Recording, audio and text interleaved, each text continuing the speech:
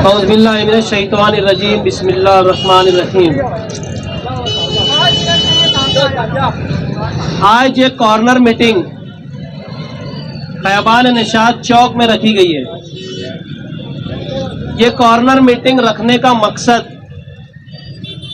All India Muslim personal law board के जरिए मालेगांव शहर एक्शन कमेटी बराए औकाफ बनाई गई थी।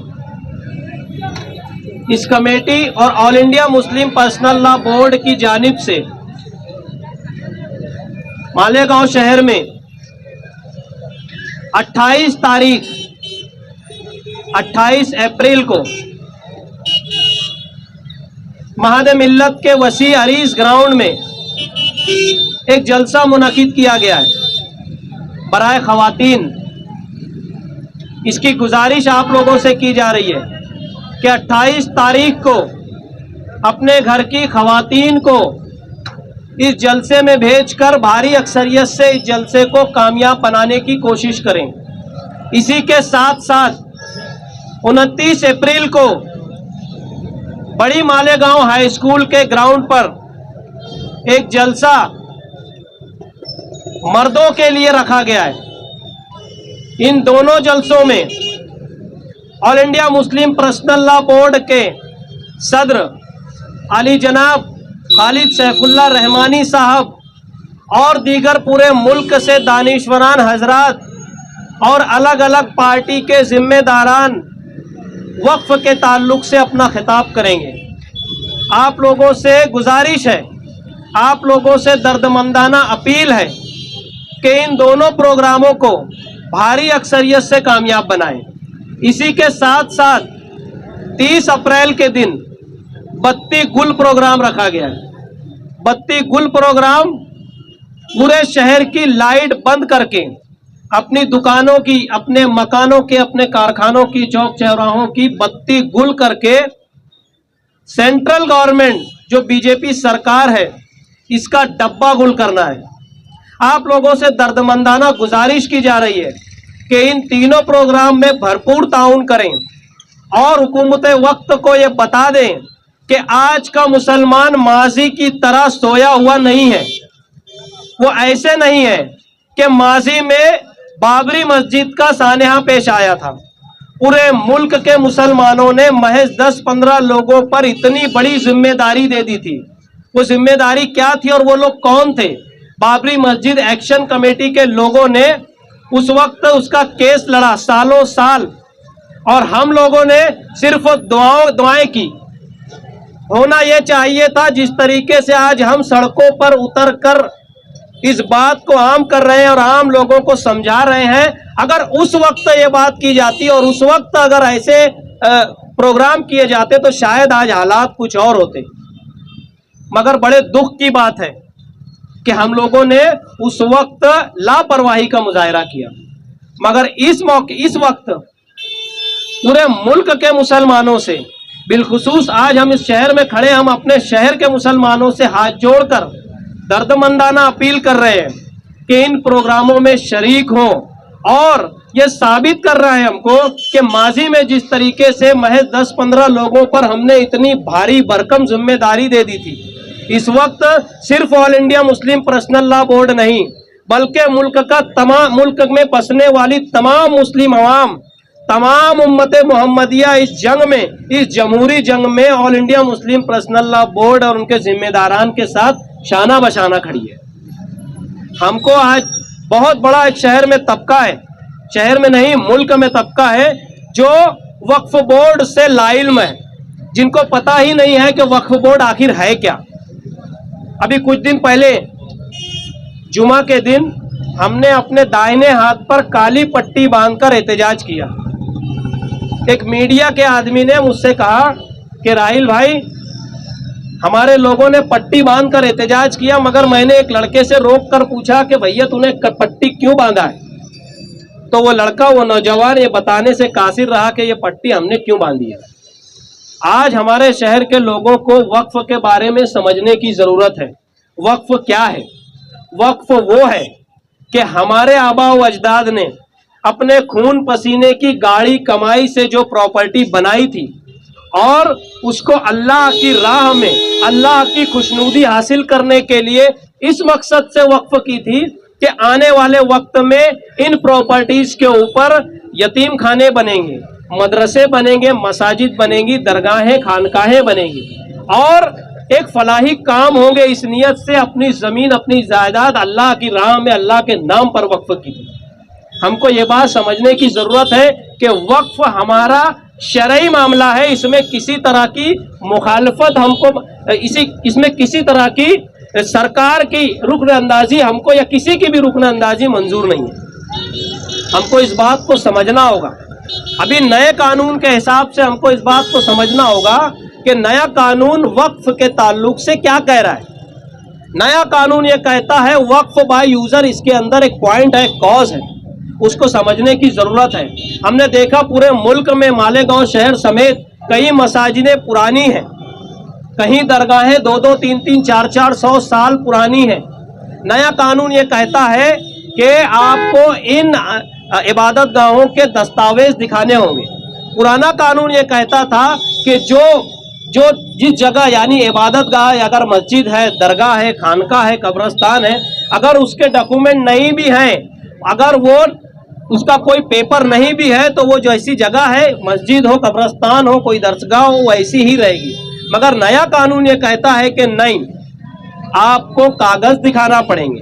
अब बताइए 200, 300, 400 साल पहले हमारे अपने बुजुर्गों ने जो जमीनें वक्फ की, उसके कागज हम कहां से लाएंगे? इस बात को हमें समझना होगा।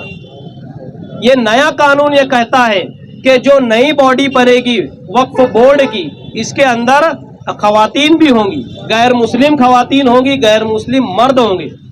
अब बताइए हमारे शरई मामलात में गैर मुस्लिमों का क्या काम? हमारे अपने काम, हमारी अपनी जायदाद जो हमने अल्लाह की, खालिस अल्लाह की रजा में हमने जो वक्फ कर दिया, उसमें गैर मुस्लिमों का क्या काम? पूरे मुल्क में कश्मीर से लेकर कन्याकुमारी तक, गुजरात से लेकर बंगाल तक कई बड़े बड़े मंदिर हैं, कई बड़े बड़े मंदिर हैं। उनका अपना एक वक्फ के जैसा एक तंजीम है, उनकी एक प्लेटफॉर्म है जिसको वो प्रोटेक्ट कर, जिसके जरिए अपनी जायदादों को वो प्रोटेक्ट करते हैं। अब बताइए उसके अंदर एक भी मुसलमान नहीं है। क्यों नहीं है? क्योंकि वो उनका निजी मामला है। हमारी मसाजिद, हमारी दरसगाहें, हमारे कब्रस्तान, हमारी ईदगाहें, ये भी तो हमारा निजी मामला है। इसके अंदर किसी गैर का क्या काम? मगर सरकार, इसके अंदर सरकार ये कहना चाह रही है, या सरकार इस बिल के जरिए कह रही है कि हम मुस्लिम खवातीन को लेकर हम इनकी आर्थिक मदद करेंगे। इनको ज़किया जाफरी नहीं दिखी, इनको बिल्किस बानो नहीं दिखी, जो आज भी इंसाफ के लिए दर बदर की ठोकरें खा रही है। मुस्लिम खवातीन सिर्फ वक्फ के ताल्लुक से इनको दिखी। क्यों? सिर्फ मुसलमानों को तकलीफ देना है। याद रखिए, अगर आज हम लोग वक्फ की अहमियत को नहीं समझते हैं तो हमारी आने वाली नस्लें गटर की कीड़े की तरह सड़कों पे पड़ी हुई मिलेंगी। हमको हमारी ही मसाजिद में जाने से रोका जाएगा। नए बिल के हिसाब से whole and sole power collector को दिया जा रहा है। वो कलेक्टर, मैं मिसाल दे रहा हूँ हमारे अपने मोहल्ले किले की, झोपड़पट्टी का मामला चल रहा है, मामला लोकायुक्त में है बराबर। आज जुमा के दिन पूरे किला झोपड़पट्टी को नोटिस बांटी गई। कौन था लोकायुक्त में? कलेक्टर ने तो बोल दिया था ना कि पहले इनको मुतबादिल जगह मिले, उसके बाद तोड़ा जाए। आज जगह नहीं मिली और नोटिस मार दिए। यही हरकत कलेक्टर आने वाले वक्तों में करने वाला है। अब बताइए हम क्या करेंगे उस वक्त जब ये कहा जाएगा कि ये मस्जिद अभी विवाद में है, अब आप इसके अंदर नमाज नहीं पढ़ सकते। एक बोर्ड लग जाएगा, this property belongs to state government, आप अंदर नहीं जा सकेंगे। यही हाल अगर कब्रस्तान का हुआ, कोई मुर्दे को लेकर हम खड़े हो गए और वहाँ विवाद हो गया, तो कलेक्टर कहेगा कि ये तो सरकारी जगह है, हम हमारा मुर्दा भी दफना नहीं सकते, ऐसे हालात बना दिए जाएंगे। तो हम किसका इंतजार कर रहे हैं? ये नया कानून इंतहाई खतरनाक है, हमको इसको समझना होगा। हम अगर इसको नहीं समझे तो हमारी आने वाली नस्लें अपाहिज हो जाएंगी। क्या हम चाहते हैं हमारे ये मासूम बच्चे अपाहिज हो जाएं? क्या हम चाहते हैं कि हमारे मुर्दों को दफनाने की जगह भी ना मिले? क्या हम ये चाहते हैं? नहीं, बिल्कुल नहीं। माजी का मुसलमान शायद सोया हुआ था, ये 2025 का मुसलमान है। जिस तरीके से सीए एनआरसी के वक्त हमने सरकार के कान के नीचे सन्नाटेदार तमाचा दिया था, इंशाअल्लाह इस बार भी उनके मुंह पर उनका बिल मारकर, उनका कानून को मार के उनको जवाब दिया जाएगा। मगर इसकी एक शर्त है, इसकी एक ही शर्त है कि हमको कुर्बानी देना पड़ेगी। अगर हम कुर्बानी नहीं देते हैं तो फिर हमको जिल्लत और रुसवाई से कोई बचा नहीं सकता। हमको वक्त की कुर्बानी देना होगी, हमें वक्त की कुर्बानी देना होगी। आगे वक्त हालात अगर बने तो हमको जानों की भी कुर्बानी देना होगी, जिसके लिए अल्हम्दुलिल्लाह एसडीपीआई का एक एक कैडर तैयार है।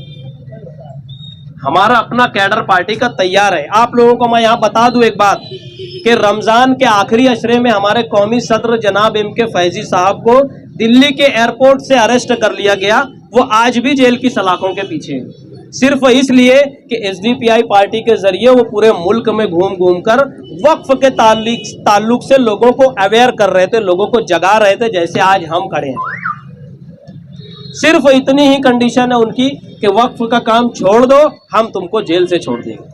हमारे सदर ने हमको जेल से पैगाम भेजा है कि एसडीपीआई का कैडर पूरे मुल्क में तैयार होकर रोड पर निकल जाए और all India Muslim personal law board की आवाज़ के साथ आवाज़ मिलाकर उनके हर एक प्रोग्राम को कामयाब बनाए। याद रखिए, अगर इस बार हमने कोताही का मुजाहरा किया तो सिर्फ वक्फ तक मामला नहीं है।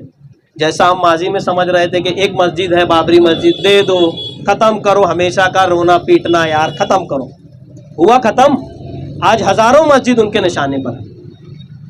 आज अगर हम लोगों ने इस कानून के खिलाफ में आवाज़ नहीं उठाई, आने वाले वक्तों में यूसीसी यकसा सिविल कोड तैयार है, सबको पता होगा।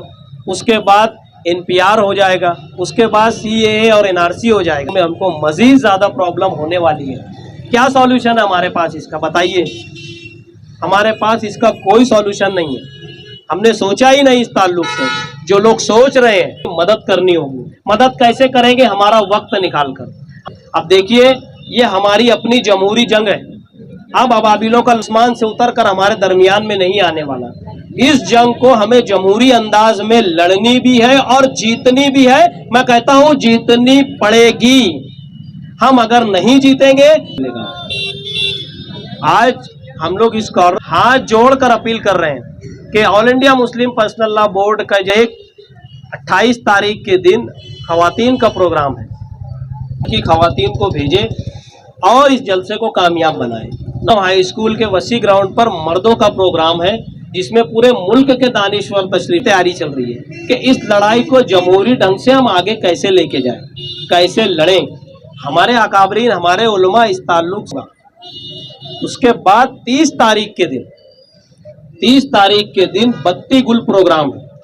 बत्ती वालों की, अपने होटलों की तमाम तर लाइटों को बंद करके इस जालिम हुकूमत को ये पैगाम देना है कि जिस तरीके से आज हम हमारे घरों तरीके से तुम्हारा डब्बा भी गुल करेंगे। आज हम देखें, आज यूनियन मिनिस्टर बराए अकलियती उमूर जी, उनके जरिए सुप्रीम कोर्ट के अंदर एक हल्फनामा कि हम इनके शरई हुकूक में मुदाखलत नहीं कर रहे हैं। कितना बड़ा झूठ है, मानो झूठों को झूठ फैला रहे हैं। हमको इनके झूठ को समझना होगा, हमको इनकी चालबाजी को समझना होगा और आज हमको हालात के जमहूरी अंदाज में अपने हक को छीन कर लेना होगा। अब मांगने का जमाना गया, अब मांगने का जमाना गया। हमको हमारे ईदगाहें, हमारी खानकाहें, ये सब हमें बचाना होगी। अब मैंने अभी बोला, अब कोई ताकत बाहर से नहीं, पर हम पिछले 1 साल से ज्यादा अरसे से देख रहे हैं। हमारे अपने लाखों हजारों लोगों ने अपनी जानों को कुर्बान कर दिया। हम यहाँ बैठे बैठे कुछ नहीं कर सकते, बन रहे हैं। हमारी मदद भी कोई नहीं करेगा। हमारी मदद को हमें खुद अपनी कर हमारे ईदगाहों की, दरसगाहों की, खानकाहों की हिफाजत करनी होगी। इतनी ही गुजारिश आप लोगों से दर्दमंदाना तमाम प्रोग्रामों को कामयाब करें और all India Muslim personal law board के